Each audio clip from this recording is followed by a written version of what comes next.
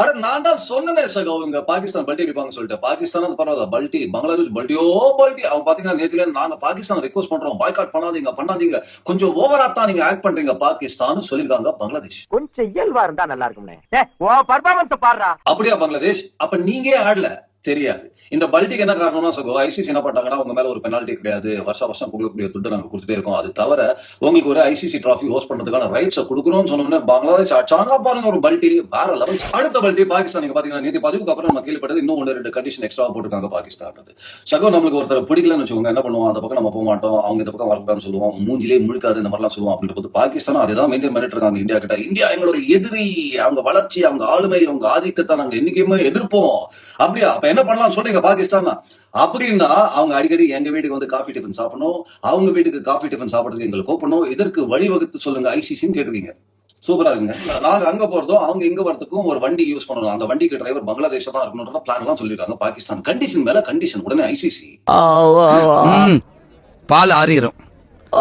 India எங்க எதிரி தான், ஆனா அந்த எதிரி தலைவர் தான் நாங்க படைக்க முடியும்னு ஓப்பனா சொல்றீங்க. அதானே ஐசிசி வந்து இதுல நிறைய கண்டிஷன் தான் நிராகரித்து விட்டார்கள். இன்னைக்கு அம்பத்தூர்ல பண்ண வேண்டிய கம்ப்ளைண்ட் அமெரிக்கால கம்ப்ளைண்ட் பண்ணிருக்கியா, அதெல்லாம் ஏரியாவே கிடையாதுன்றாங்க. சகோ பாகிஸ்தான் கிரிக்கெட்டுக்கு என்ன திடீர் பாசம் பங்களாதேஷ் மேல? பங்களாதேஷ் கிரிக்கெட்டுக்கு என்ன பண்ணிருக்கீங்க பாகிஸ்தான்? முஸ்தபிசூர் அவர் தான் ஒரு ஆரம்ப புள்ளின்னு வச்சுக்கோங்க, நீங்க எது தவறா ரைட்டா அதெல்லாம் விட்டுருங்க. ஆனா 9 கோடி ரூபாய் கொடுத்து ஒரு பங்களாதேஷ் பிளேயர் எடுக்கிறதுக்கு ஐபிஎல் ரெடியா இருந்தாங்க. நீங்க 9 கோடி ரூபாய் பங்களாதேஷ் கிரிக்கெட்டுக்கு செலவழிச்சிருக்கீங்களா? ஃபர்ஸ்ட் அவரை ஐபிஎல் இருந்து நீக்கினதை கண்டிச்சு பாகிஸ்தான் எங்க பிஎஸ்எல்ல பாருங்க, நீங்க ஆஃபர் பண்ணதுக்கு முஸ்தபிசூருக்கு 10 மடங்கு ஜாஸ்தியா நாங்க ஆஃபர் பண்ணி ஆட வைக்கிறோம்னு சொன்னீங்க.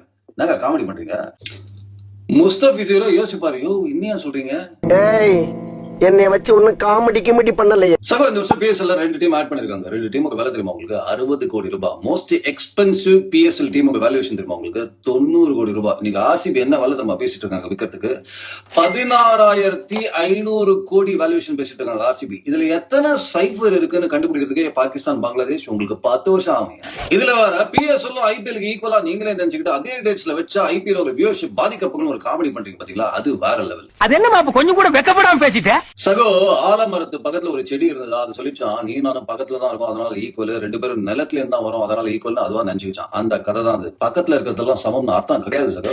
எல்லா கிரிக்கெட் போர்டு பாத்தீங்கன்னா நம்மளும் ஒரு ஆஸ்திரேலியா இங்கிலாந்து மாதிரி மிகப்பெரிய கப்பலா மாதிரி கிரிக்கெட்ல ஆளுமை ஆதிக்கம் என்னைக்கு செலுத்த போறோம் யோசித்த ஒரு காலகட்டத்தில் ஐபிஎல் அப்படின்ற ஒரு விஷயத்தை எடுத்து இந்தியா கப்பலா மாறல சகோ, கடலாவே மாறிட்டாங்க. கப்பலை நம்பி கடல் இல்லைங்க, கடலை நம்பிதான் கப்பல் இருக்கு அப்படின்ற மாதிரி ஐபிஎல் ஒரு விஷயம் இந்தியாவை வேற லெவல் எடுத்துட்டு போயிருக்கு. மறந்துடாதீங்க, அந்த கடல்ல கூட ஒரு காலத்துல உங்க ஓட்ட படகு நாங்க அலோவ் பண்ணோம் பாகிஸ்தான், நீங்களா கெடுத்துக்கிட்டீங்க. எனிவே பிப்ரவரி 15 நம்ம ஃபேன்ஸ் எல்லாம் என்ன மூட்ல இருப்பாங்க? இந்த மூட்ல தான். So stay tuned and have a nice day, Sagal.